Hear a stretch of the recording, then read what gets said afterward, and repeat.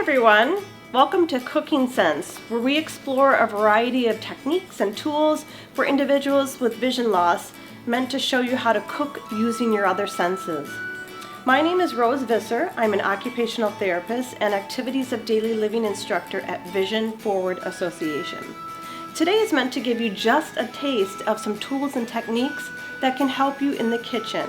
But if you are interested in some more in-depth training on not only cooking skills, but other activities of daily living, please get in touch with Vision Forward Association at 414-615-0100 or through our website at vision-forward.org.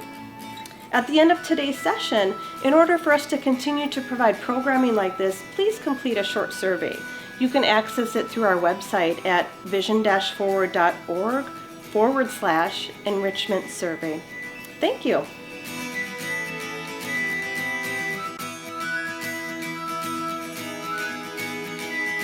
Hi, today we are going to be making some delicious winter comfort food. We're going to be making some garlic mashed potatoes and some breaded pork chops that we're going to be cooking on the stovetop. While we're doing that, we're going to be exploring a variety of adaptive techniques, including how to safely interact with and use your stovetop.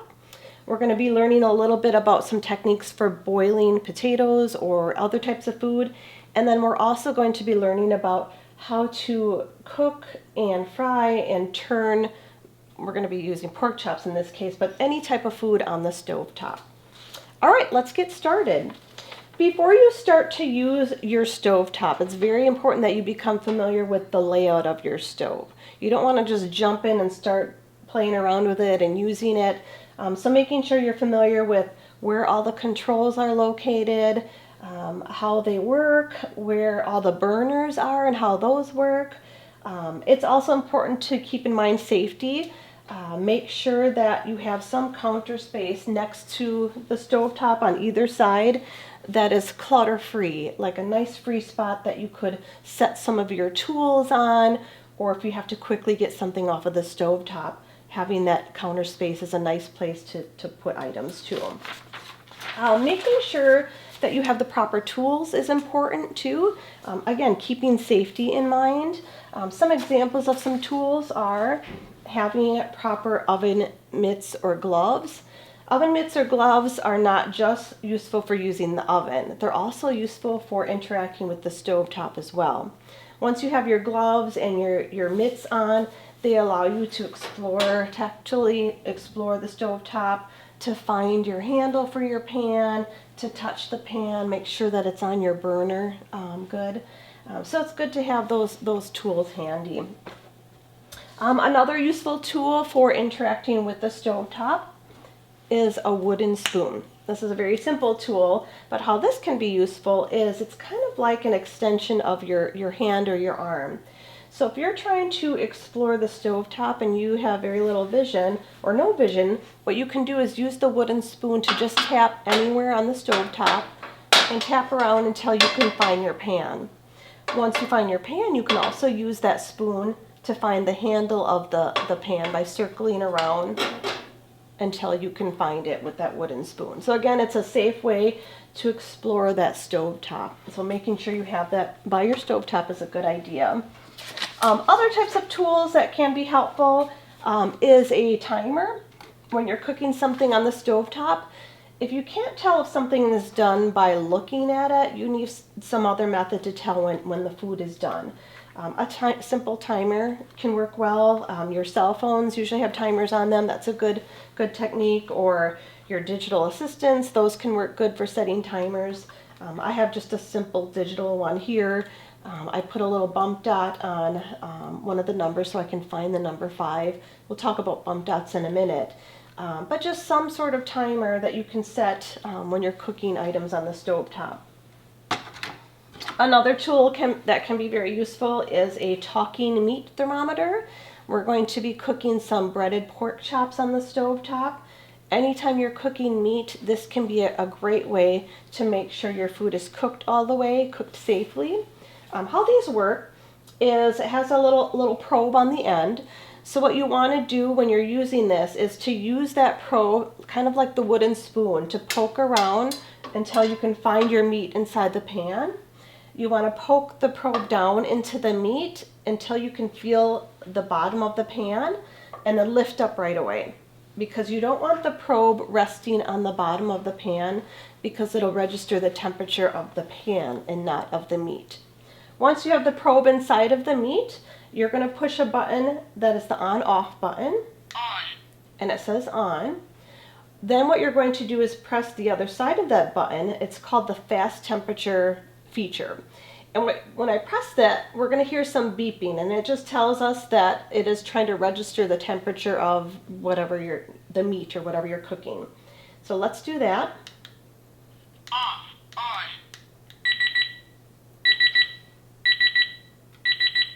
And then, so once I hear that fast temperature, it's going to beep, I'd say probably about 10 or 11 times. And then I press another button, the talking button, and that tells me what the temperature of the food is that I'm cooking. With pork chops, usually between 145 and 165-ish is a good temperature. You can check online for what's a safe temperature for meat, but usually for pork it's about 145 to 165. Once you have that temperature, you know that your meat is done, and then you can pull it off the stovetop. So that's a handy tool anytime you're cooking meat. Other tools that can be helpful are tools for labeling your controls on your oven, on your stovetop. Now we're going to be using a gas stove. Every stove or oven is different as far as where the controls are, how the controls are laid out. With this gas stove, there are all dials for the burners and for the oven. So what we're going to do is we added some adaptive labels onto these controls. We used bump dots for some of them. Bump dots are raised stickers. They're a bright color, so if you have some vision, you can choose bump dots that are contrasting with the background of your stove, so they make things stand out. But if you have no vision, the bump dots can be useful because we can feel them. So what we typically do is we put a dot at a starting point somewhere above our dial. That's kind of our indicator line. And then we also put a marking or a label somewhere on our setting. I always put mine on the medium heat setting. Once I can find that medium heat setting, then I can figure out which way to turn the dial to turn it up to high or down to low. So the bump dots work really well.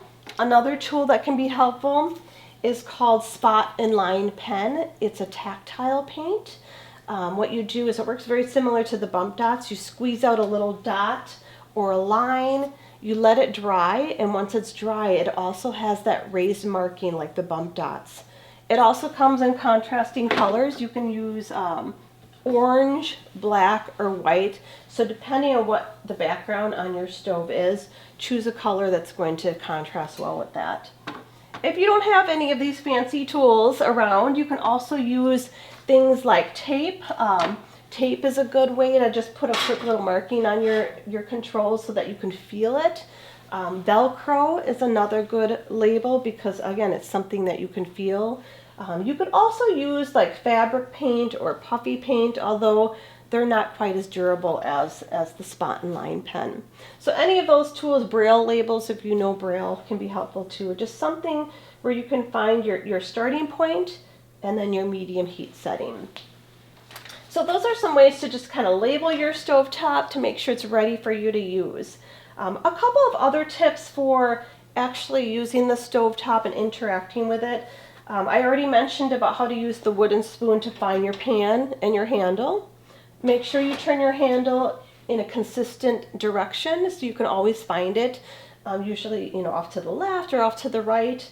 Never turn your handle towards the outside of the stovetop because you could bump into it, knock the pan off. When you are getting ready to cook something on the stovetop, it's a good idea to get your pan on the burner, get your oil, even get your food in there before you turn anything on. And I know that's kind of the opposite of how we might think we should cook on the stovetop. Normally we think we should, get our oil in, turn on that burner, get things heated up and then put our food in. But if you have some vision loss, it's going to be a little bit dangerous interacting with the pan when it's hot. So you want to get your pan on the burner. You know, you can use your hands to feel the burner, feel where the pan is. Make sure that pan is on that burner. And then again, you can add your oil, which we'll talk about in a little bit. Get your food in there, and then once you have everything placed, then you can turn that burner on. If you have a flat top stove, which a lot of stoves are, it can be impossible to tell where those burners are if you're trying to feel them because everything's flat. But what you can do when you're trying to find a burner is to stand in front of the stovetop and touch your arm, your hand to your shoulder, and then bring your hand out over the stovetop. Turn on one of the burners that you think you should be using and just circle your hand over the burner at shoulder height. You're going to be able to feel that heat coming off of the stove. You'll know where that burner is. You want to keep your hand up fairly high, obviously, so you don't burn yourself, but you can start to circle it down a little bit if you're trying to figure out where that heat is coming from. Once you feel that heat, you can put your pan on, and then if you want to turn the burner back off until you get all of your items in, you can. Now, your pan, while you're cooking, something on the stovetop is probably going to travel around a little bit. So you want to monitor that. Make sure that pan doesn't get too close to the stove front, and also that it just doesn't get off of the burner. So what you can do, if you notice that a lot of heat is coming off of one side of the pan, you can grab that wooden spoon that I mentioned earlier, find your handle, and use that wooden spoon to guide your pan back onto the burner. So again, that wooden spoon allows you to touch that pan safely without burning yourself. So that's just a couple of quick little tips for using the stovetop or keeping safety in mind. I do recommend some one-on-one training in using the stovetop before you jump right in. If you haven't cooked in a long time, or if you've never cooked on the stovetop, definitely some training is important to make sure you're safe when you are using your stovetop. Alright, so I'm going to show you some techniques for getting our potatoes ready to boil, and then also some tools for actually boiling potatoes or any type of food that you're going to be boiling on the stovetop. So we are going to again be making some garlic mashed potatoes. So I have my potatoes, I've already cut them up and peeled them, but I want to show you some of the tools I use for that. For peeling your potatoes, there's a cool tool called a palm peeler, and it looks something like this. It has a little ring around it that you wear on your finger, kind of like a ring, and then the blade rests on the palm of your hand, on the inside of your hand.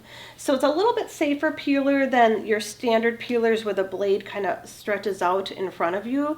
You know exactly where that blade is. You get a lot of feedback from it. You know if how you're peeling the potato or whatever you're peeling. So what you want to do is, I'm using a contrasting cutting board, so it's white on one side and black on the other. So if you have some vision left, that contrasting cutting board can make that potato stand out depending on what side you're using. So right now it's against the black side, and then right now it's against the white side. I would probably use the white side. It's going to make that potato stand out a little bit better because of the dark skin. So what I'm going to do is hold down my potato kind of resting against the cutting board, and for this palm peeler, all you do is scrape right down and just keep turning the potato as you scrape down towards the cutting board. And then if you have some vision, you're going to be able to see that good contrast between the peeling, the dark brown of the peeling, and the white of the potato. If you have no vision, you should be able to use your sense of touch and feel how the texture is different from the rough peeling to the smoothness of the peeled surface. So that's how you're going to want to peel those potatoes. If you don't want to peel your potatoes before you boil them, you don't have to. There's a lot of good nutrients in the peelings. Just make sure, of course, that you wash your potatoes really well. So I've peeled my potatoes. I've also cut them up into quarters. Now I always cut my potatoes before I boil them because that's going to help them to boil a little bit quicker and cook a little bit quicker. So I've cut mine into quarters. Again, that's optional. You can put the whole potato in if you would like to. So how do we boil our potatoes? How do we get our pan ready, our big pot of water ready? What I have is a big pot of water. I've brought it over to the sink. I tucked my hand inside the pot while I'm filling it up. Because then you can feel once that water reaches the tips of your fingers, you're going to be able to tell once it's full enough. That's a good way to measure that. And then a couple techniques for boiling water, which we'll do in a minute. We'll set our pan on the stove top. You can use something called a boil alert disc. How this works, it's a little disc that's made out of ceramic. And what you do after you fill up your pot of water is you place this disc inside the pot, usually kind of in the center part of the pot. You don't want it against the side of the pan. And then you turn on your burner, you let the water start to heat up. Once that water is really boiling and moving around at a good pace, that little disc is going to be rattling against the bottom of the pan, kind of like this. So it's making a noise, letting you know that that water is ready to go. It's boiling. The tendency with water, when you're boiling it, if you have low vision, the tendency is to try to lean in close to the pan to see if you can see that water moving or to listen to that water. If you have no vision, sometimes you want to kind of lean in to listen to hear that water boiling. And those techniques are not very safe because you're leaning in towards a hot boiling pan of water. So the boil alert kind of puts some distance between you and the pot of water and allows you to use your sense of hearing to tell if the water is boiling. A tool that I really like for boiling potatoes or eggs or any type of vegetables, whatever you're boiling, is called a silicone food pod. So silicone is heat resistant typically up to about 500 degrees. So it's a great tool to use when you're boiling something or cooking something. So how this food pod works is it has some little openings all over it. So it's a pod. It's a bag. So you can put your items inside of the bag, close it, and then it's going to allow the water to get in to really boil that item. So what I do is I take part of the cover off. And then I'm going to put my potatoes inside of the pod.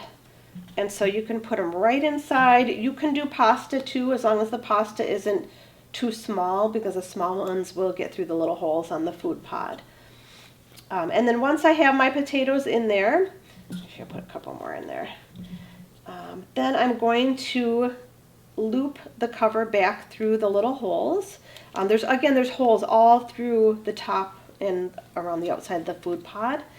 Once you have your items inside of the food pod, you're just going to lower it right down into the water in your pot. And then the little handle, sometimes you can put it on the side of your pan so that you can always find that handle, or sometimes I just rest it over the edge of the pot like that. So, but then all you do is you take your pan and you put it on the burner, which we'll do in a minute. Turn on your burner, let your items boil. Once you're done cooking your food, then it's so easy to just grab the handle of that silicone food pod and pull your items right up out of the water. There is no straining the water off of the food.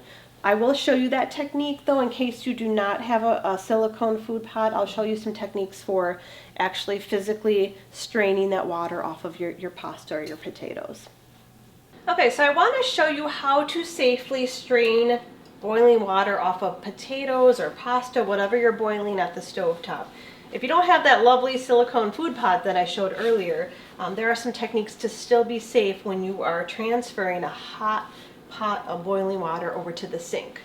If you have a nice countertop that goes from your stove over to the sink, that is lovely, because then what you can do is lift up your pot of water, get a nice grasp on those handles, and just slide very nice and slowly and carefully, slide that pot of water over to the sink.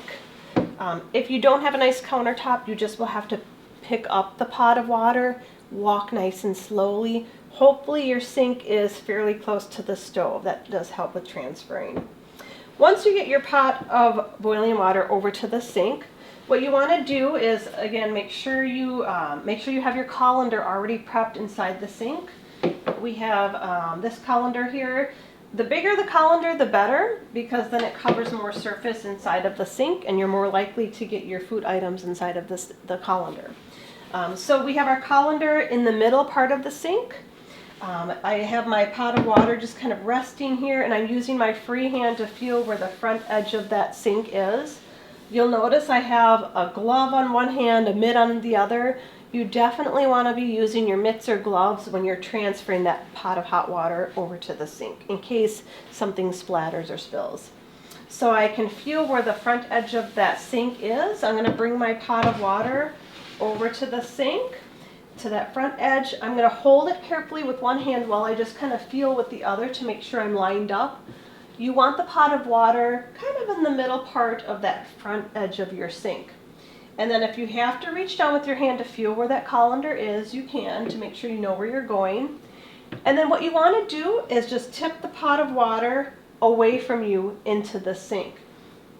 And you want to lean your head away so that in case the steam is really hot, you don't want it coming up in your face. And then just tip it until it's tipped upside down. You'll feel how the potatoes or pasta, whatever you're straining, will go into that colander. If you have to take a break and bring that pot back up and then use your gloved or mitted hand to feel inside the colander to make sure your items go in there, feel free to do that as well. And then that's all you do, and then just make sure you put your pot back on the stove top so it's out of the way and you are ready to go. All right, so we're going to be getting our breaded pork chops ready to cook on the stove top.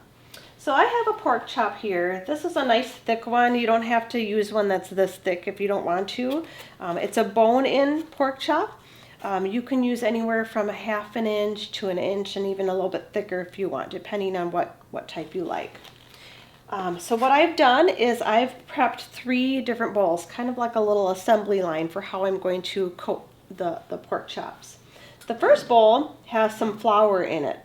So I have my flour stored in a nice little canister. That's a good way to store your flour instead of storing it inside of the bag that it comes in, because then it's a lot easier to open up the big opening of the canister and scoop that flour out. So I put some flour inside of my bowl. My second bowl, I have an egg mix. So I put about 2 to 3 eggs in here, and then I just used a fork to kind of mix it up a little bit. That egg mix is going to allow the flour to stick to the pork chop as well as the breading that we're going to use. And then the third bowl is my breading. So you can use a variety of items for your breading. I am using Italian breadcrumbs. You can make your own breadcrumbs. Just make some toast and put it in a little bag and mix it up that way. You could also use corn flakes and crush them up that way. Whatever type of breading you would like will work good. A lot of flexibility with that. And then I also have a plate setting kind of at the end of my little line here. So I'm going to coat my pork chops and then set the finished pork chops on the plate. So, and this is a great task for using your sense of touch. So you don't really need any vision for this. And all you're going to do is grasp that pork chop, find your first bowl, and plop your pork chop inside of it. This is our flour. And then what we're going to do is, after we plop it in there, is to flip the pork chop over. And then use your sense of touch to feel the surfaces of the pork chop to make sure it's nice and coated. And again, you don't need your vision, just use your sense of touch and feel how that texture is changing. And so our pork chop, as you can see, is nice and coated in that flour. The next thing we're going to do is put the pork chop in the egg mix. So I'm going to find my second bowl, and again, just place that pork chop down into the egg mix. And then make sure you flip it over a couple times and you'll feel it's slimy with the egg mix. Anytime you're interacting with food, either eating or cooking, obviously make sure you wash your hands before you start the cooking process. Your hands are kind of like your eyes, so you really want to get your hands in the mix. Be ready to get your hands dirty.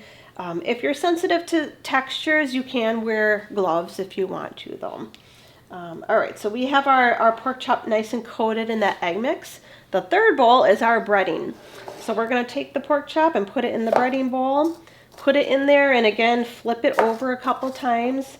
This one you can definitely feel that breading on the pork chop. So I'm just kind of coating it, flipping it over. And as you can see, it's nice and coated, and you can definitely feel that breading on it. And then we have our plate, and we're just going to put the pork chop right on that plate. So then our pork chop is all ready. What we're going to do in just a little bit is to walk that pork chop over to our stovetop, and I'll show you a couple of techniques for safely cooking it on the stovetop and safely turning that pork chop. Okay, so we are getting ready to fry or cook our pork chop on the stovetop. We've already talked a little bit about safety with using the stovetop. I am using a big skillet to cook these pork chops.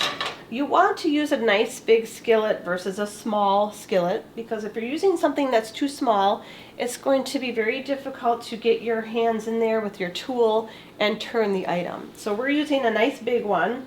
It's a nice heavy pan too, so it's not going to travel around as much on that stovetop.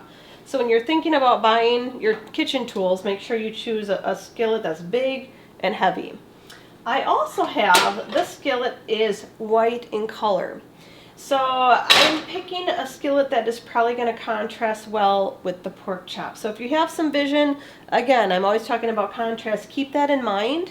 If you're cooking pork chops, you could use like a white skillet or a light colored one. If you're cooking something like chicken that's light in color, you could choose a black skillet so that contrasts well with what you're cooking. Alright, so I have my pan on my stovetop. I don't have anything turned on just yet because I want to get my pan all ready and even get the food inside of it. So I have my pan. What I'm going to do is add some type of cooking oil. I just have a small container of vegetable oil. Using small containers versus a large container of cooking oil is a good idea because it's going to be easier to pick up and pour and manipulate. So what I'm going to do when I'm pouring oil into a pan is I want to have my free hand feeling where the oil is coming out. I can actually touch the container of oil against the side of the pan and then just pour nice and slow.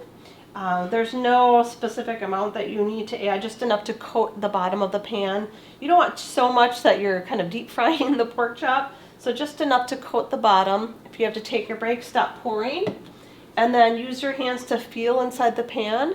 You can actually use your hands to spread that oil around inside the pan. Again, we've washed our hands, they're nice and clean. Just spread it around inside the pan until you feel, use your sense of touch to feel that it's coated nicely inside that pan. Once you have it coated, I always keep a little wet rag at my workstation so that I can periodically wipe off my hands. So I'll wipe that off. And then what I want to do then is to place the pork chop inside of the pan. So all you do is, again, use your sense of touch, lift up that pork chop, use your free hand to find the pan where you're going, and then place the pork chop inside of the pan. If you are cooking maybe 2 at a time, again, make sure you have enough space in between, space inside the pan. We're placing our items inside the pan before we turn the burner on so that we can safely touch inside the pan and really get a sense of where that pork chop is located. Because if we can't see, we're going to be guessing where it is when we go to turn it. So we have it placed kind of off to the, maybe the, 6 or 9 o'clock position in our pan. So kind of get a sense of where you're placing that pork chop. All right, so we have our pork chop placed inside of the pan. At this point, we have everything ready. Now we are ready to turn on that burner. So we're using a gas stove. So what we're going to do with operating a gas stove, I talked earlier about tactile markings that you can place on your burner dials. Make sure you have your labels all on your burner dial. You're also going to use your sense of hearing. We're going to hear a click, click, click, kind of a whoosh sound when that flame starts up. So we really want to pay attention to some of those sounds when we're starting up our burner. So what I'm going to do is I'm going to push in that burner dial and turn it. So we heard a click. If we would listen closely, we can hear the flames kind of going. I can hear them. If I was uncertain if I have my burner on or not, if there's any doubt, turn that burner dial back off and then turn it back on and try again, because you don't want, obviously, the gas going without the flame. And then once I have it just turned on, I'm going to use those little markings use my sense of touch to feel and line up those little labels. I have a marking on the medium heat setting, so I'm going to turn it on medium heat. If I wanted to, I could turn it up a little bit to high just to get it preheated and cooking, and then be ready to turn it back down to medium. Now my recipe calls for about 3 to 4 minutes per side, so you could actually set a timer. But when you first start out your cooking, what you want to do is add on maybe a couple minutes for preheating that burner. So that first side, maybe I would cook for 5 to 6 minutes, and then after that I'm going to turn my pork chop and cook for another 3 to 4 minutes. So let me show you how I might turn this pork chop. We're going to pretend we've had it going for about 3, 4, 5 minutes. I have a double-sided spatula, and this is a great way to be able to turn pork chops, hamburgers, chicken breasts, any type of item that you're turning on the stove top. So it's a double-sided spatula. It opens and closes. So what you want to do is make sure you know where your handle of your pan is. Remember the wooden spoon I talked about earlier? You could use that to find your handle, or you could use your spatula to find it. So you want to use your double-sided spatula to tap and find the pan. Once I find the pan, I'm going to put the spatula inside the pan. The bottom part of the spatula, I'm going to open up my spatula, and the bottom part of the spatula is going to search for that pork chop. And what I can do is I will feel some resistance once I encounter the pork chop. And then what I want to do is get that spatula under the pork chop. And that can sometimes be the tricky part. But what you can do is try to get it under, push that pork chop, that food you're trying to turn, against the side of the pan, because that will offer some resistance, something to push against for you to get that spatula under. Once I have my spatula under, I'm going to close the spatula, close it nice and tight. This is a thick pork chop, so it's going to be kind of hard to turn. And then what you want to do is lift your pork chop up slightly. You don't want to lift it up too high, just a little bit is good. And then rotate your wrist to the right or left, and then gently place it down inside the pan. And that's all you have to do. If you're uncertain, if the pork chop kind of falls off before you can turn it over, just go ahead and try again. If you feel kind of nervous about interacting with that hot pan on the stovetop, grab your gloves and your mitts. That'll offer some protection. But yeah, then we just time it, set our little timer for, again, 3 to 4 minutes. And then at the very end, to tell if that pork chop is done, we learned earlier about the talking meat thermometer. That's a great way to tell if that meat is done. But if you don't have one of these, you could also, again, just set your timer. Use a fork then to also kind of poke around and find that pork chop and just feel how the texture has changed. When the pork chop is raw, it's going to be very soft. Once it's cooked, we're going to feel it's going to be a little bit harder. So that's how you would cook your pork chops safely and turn your pork chops or other type of food on the stove top. Alright, so we've finished boiling our potatoes. What we're going to be doing is making our mashed potatoes. I've already mashed mine, but I want to show you some techniques for how to do that. So there are some different ways that you can mash your potatoes. Make sure you use a nice big bowl to put your potatoes in. The bigger the bowl, the better. If you have a bowl that's too small, it's easy for the potatoes and the ingredients to kind of get all over the place. So use a nice big bowl. There are a couple of tools that you can use for actually physically mashing those potatoes. Some people will use a handheld electric mixer, something like this. I prefer not to use that because sometimes it over mashes or mixes your potatoes and then they just get kind of mushy and don't taste as well. What I prefer is a manual, handheld, good old-fashioned masher. This one is a nice one. It's kind of got the big part on the bottom, and then all you do is start to push down, up and down on your potatoes. Use some of that muscle power and that strength to push down on the potatoes. As you're mixing or measuring or mixing any item, any food item, what you want to do is periodically stop and put your hands inside of the food and feel how that texture is changing. That's really the best way to kind of time out and know when something is thoroughly mixed up, is to use your sense of touch. With the potatoes, besides the potatoes, I've also added a little bit of milk. That too, you can kind of judge. You can follow a recipe to know exactly how much milk to add. But you can also, again, mix it up a little bit, use your sense of touch to feel how the texture has changed. I've also added, again, a little bit of butter. I throw that in right when the potatoes are nice and hot so that the butter kind of melts into the potatoes. I also, because we're making garlic mashed potatoes, I've added some garlic. Now there's a couple of different kinds of garlic you could add. You could add garlic salt if you want. When you are adding some salt or any type of seasoning to food, what you want to do is form one hand into the shape of like a little cup. And then take your seasoning bottle and pour some of the seasoning into your hand. Set the bottle down and use your hand to feel how much is inside of your hand. And then sprinkle that seasoning into your bowl. You don't want to add seasonings directly to the food because you don't really know how much you're getting. It can be hard to see it and hard to know. And then after you sprinkle the amount you want, if you have too much, you can brush it onto a side plate or a tray or brush it right into the bowl. So that's how you add some seasoning. So we add some garlic salt. What I prefer to add is fresh garlic. That is just a nice, delicious, strong flavor. You can take your little garlic bulb and peel off some of the pieces.